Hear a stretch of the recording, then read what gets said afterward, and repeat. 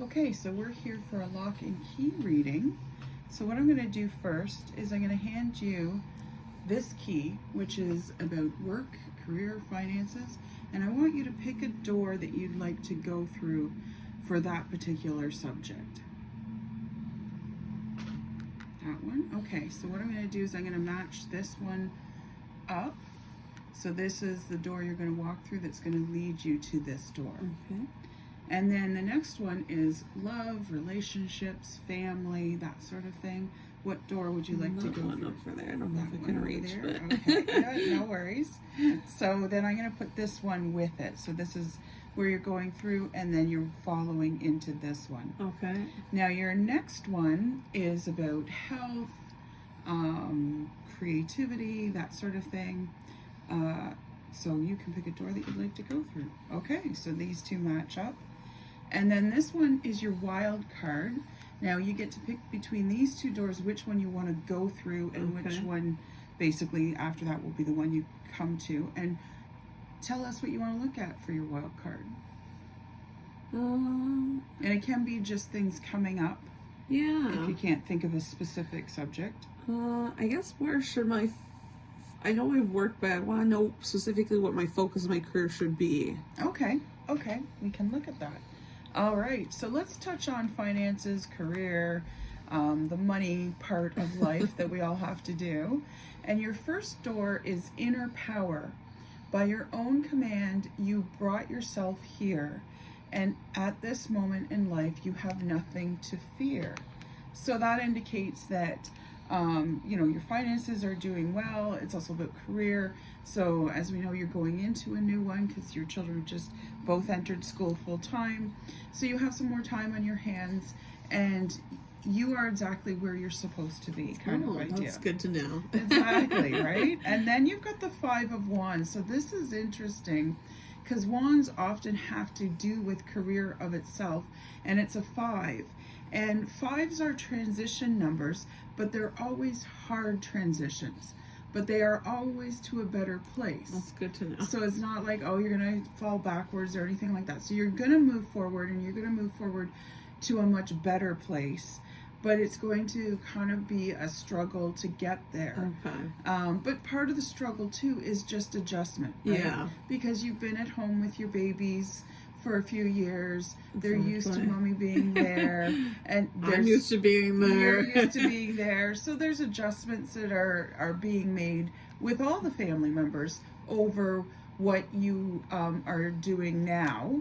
But this takes you to a better place anyways. Okay. Now you're taking yourself from this door into this door, and this door says, trust the universe. Intuition has wandered and led you astray.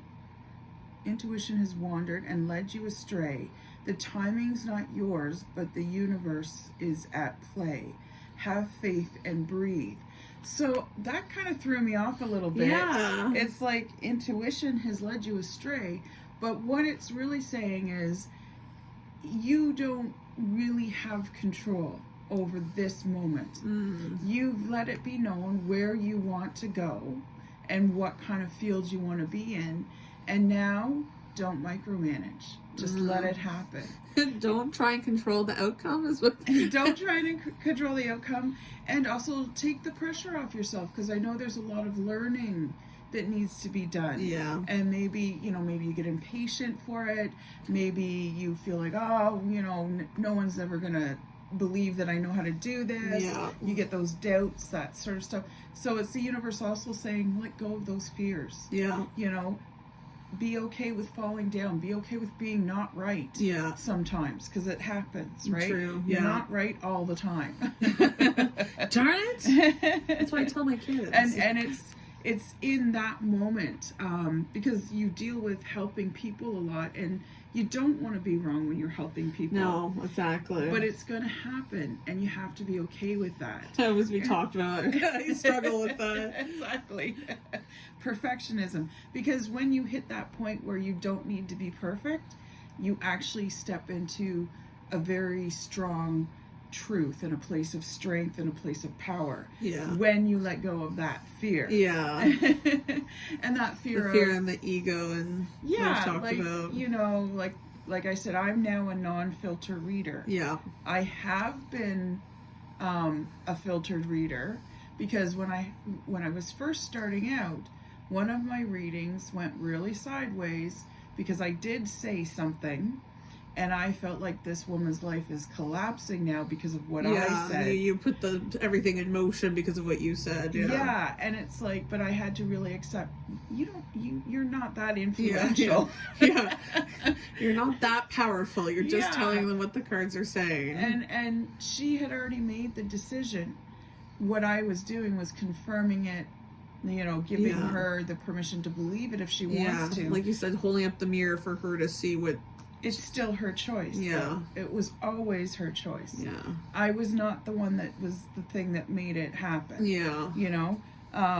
You know, so when I realized that and let go of that, that's when I became a better reader. Yeah, that's true. Now you've got this 7 of Wands, so this is kind of interesting. 7 wands, and look at, like, she's very balanced and she's on her, you know, yoga pillow or meditation pillow, and 7 is actually the number of the mystic. Oh, really? Yeah.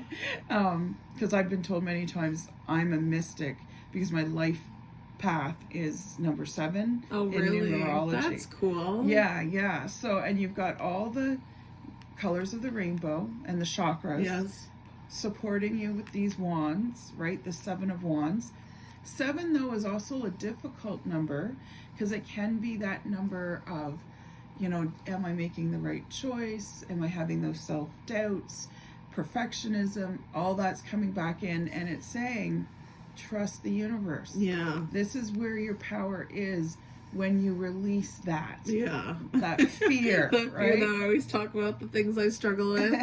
Exactly. And then, so now we're going to go to the next little key that you put a card on, or put on a card. And this is of love, relationships, family. And you picked one of the most joyful cards that are out here. It's a woman just skipping through an archway of some way. And the card says, yes. Yes. And the little message with it is, kiss the ground and touch the sky. Your soul is set now to leap and fly. So as far as, you know, love and family and that sort of thing, yes is the answer. It's perfect. That's where your happiness obviously lies. And you've got the Queen of Wands as your tarot card. Wow, so many wands. Yeah, a lot of wands. But wands are also about creativity, and the ultimate act of creativity is being fertile and creating life. Yeah. And as queens, that's what we do. We create life. And you're so happy here. I know you like to nest, and you're basically in a nest. Yeah. And you're creating that happiness. And I feel like this over here is work, and this is your family. So you're really mimicking a lot of the same things and finding that balance. Yeah. You know, between the two. And then it leads you into this beautiful sort of green space with a little, kind of made me think of like a hobbit. yeah, Like I love that. Yeah, a hobbit door. And the card is nomad. The nomadic wanderer lies deep inside. So take the leap now. Don't crawl back and hide. So that's interesting that it says that, because, you know, there are going to be times, because especially as a mother, that, you know, I just want to be at home. Yeah. Right? And but again, you've got another queen. You got the Queen of Swords this time. Wow, 2 queens within the family. Yeah, so Queen of, like, she's also called the domestic goddess, by the way. Oh, really? I didn't know that. Yeah, so she's the domestic, she's the minor arcana version of the Empress. Oh, okay. And she's very down to earth. That's why she's in the earth almost. Oh, that makes sense. She's an like animal the seed lover. of life, almost in some way, almost like looking like in that. Yeah, because there she's able to create a spark of fire, which creates energy. Yeah. Right? And here you're the Queen of Swords, so Queen of Communication. This came up for you in another reading. Yes, it did. Yeah. And she's a very powerful queen. Like, she's a queen that's soft. You can, you know, get that embrace, that hug, that healing hug, that, oh, I'll kiss your boo-boo. Yeah. She's the queen of, I don't take shit from anyone, and I know where I sit. Yeah. I'm open to other ideas, but I know who I am. Yeah. And that's a very powerful thing, to know who you are. So this is just saying you are a queen. You have the strength to do whatever it is you want. So maybe some of the it's balancing, yeah, the self-doubt that's coming in here, because you know you've mastered this. Yeah. Right? And we all like to be masters of, but it does take work, and it does take mistakes to become masters, right? That's true. You don't come out of the box a master. Darn it, I wish it worked that well. And this key now is, this is the one you put it on. Yeah.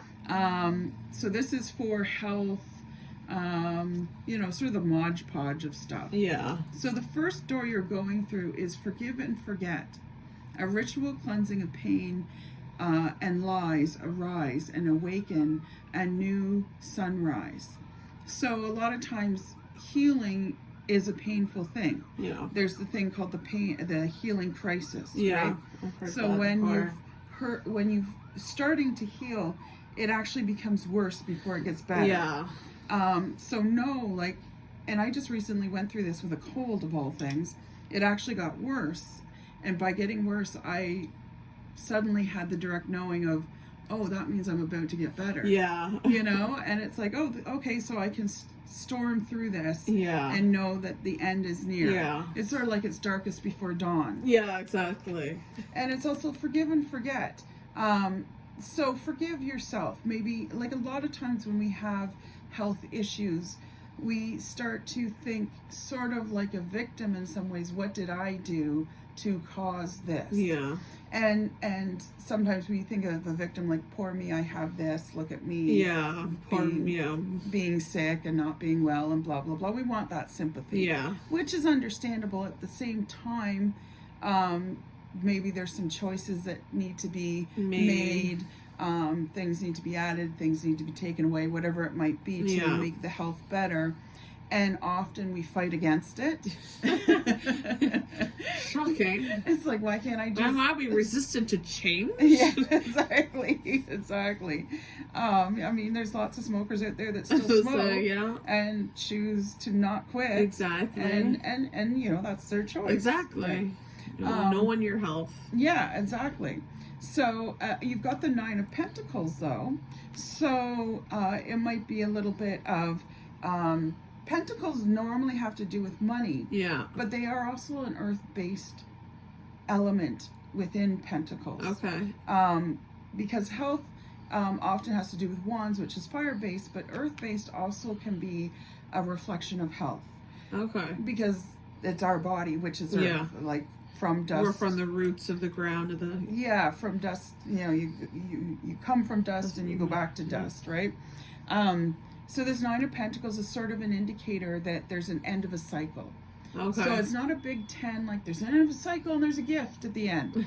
But it's just a quiet ending of something. Maybe it's a bad habit. Maybe it's a new habit that you want to bring in. Okay. Maybe it's a choice of you know, how to approach it. Okay. But you do have to kind of sit with the forgive yourself. Okay. Right? Because whenever... like anything that our body is out of balance in, it's manifesting something that we weren't balanced in. That's true. But at the same time, you can't blame, you know, like, oh, well, you were unbalanced here, so now you have this, you know, kind of thing. So it's not victim blaming as far as... It's more of a acknowledging, recognizing, and then, you know, forgiving yourself, moving on from it, basically. Exactly. And going forward, knowing, like for me with fibromyalgia, it's like, okay, this is going to be something that's going to be with me. I have to learn how to manage it. Yeah. I have to be okay having it. Yeah. And I have to accept the lifestyle changes that come with it. One of the big challenges for me was slowing down. Yeah. You know, and that can happen with anything that's health related. It might affect your entire lifestyle. Yeah. And if it's a chronic or incurable type of thing, you have to be okay with it. Yeah. You know, in some ways, not like, oh, I'm okay being sick, but you know, You have to, especially a chronic thing. You're going to have to learn to live with it and still... And manage it and find joy in just it. say your life isn't over just because you have whatever. Exactly. You can still, it just looks different than when you imagine it initially. Exactly. And that's okay. Now, you've got birth as the next card. Interesting. So, interesting that, birth comes up. Especially because you just talked about me ending in a quiet cycle. Yeah, exactly. So another gateway appears in view. New life is unfolding with blessings to you. Oh. So it's a birth of a new way of being. You've got the Tower card. Oh my God, it's like the second time I've gone the Tower. But again, the ending of a cycle, there's no gift yet. The gift falls in the Tower. Because remember I said it's the Phoenix card. Yeah. Right? So as far as that sort of goes, at first you might feel like, oh my God, this is life ending. I just want to go to bed and just stay there for the rest of my days kind of thing. But this is the birth of your Phoenix. Yeah. Right? And when you accept that, like when I accepted, okay, I just have to do things more purposely and mindfully because I have to slow down. I can't be the fast, doer that I once was. And that was sort of my Tower moment of, I'm the Phoenix rising. I can still do everything I want to do. I just have to do it in a different pace. Yeah. And that might be something that you're having to deal with. You can still do everything you want to do. It could be partly part of this whole change here. Yeah, I think it is. Yeah, because it's hard. You've been a mom and a wife and domestic goddess for the last 3 years. So you've been able to keep every plate spinning. Yeah. And now you're adding this whole other element. The plates are not staying up so easily. And it's a little harder to keep them spinning. A couple might fall, and that's okay. Put a new plate up there. But you have to be mindful of that. You can still do everything you want to do. You just have to find the pace that works best for you. And that's where this forgiving comes in too. Because a lot of times, I know I went through this when you were little, that like to be a mom outside the house, am I neglecting my children? Am I spending enough time with them? Are they going to become key latch kids? And all those worries that go through your head. So this is the forgiving of, you can't be with your kids 24/7. Yeah. And that's okay. It's probably better for both them and you. And definitely me no. And you're birthing yourself into something new. Yeah. And the birthing process is never easy. No. As any woman walking the planet can tell you that's ever given birth, whether it's C-section or vaginally. Because I always say, you get the pain either way. Yeah, as I say, it just depends on how you want to get the pain. Well, it's also like, do you want it before or do you want it after? Because with C-sections, you're going to get it after. With vaginal birth, you're going to get it before.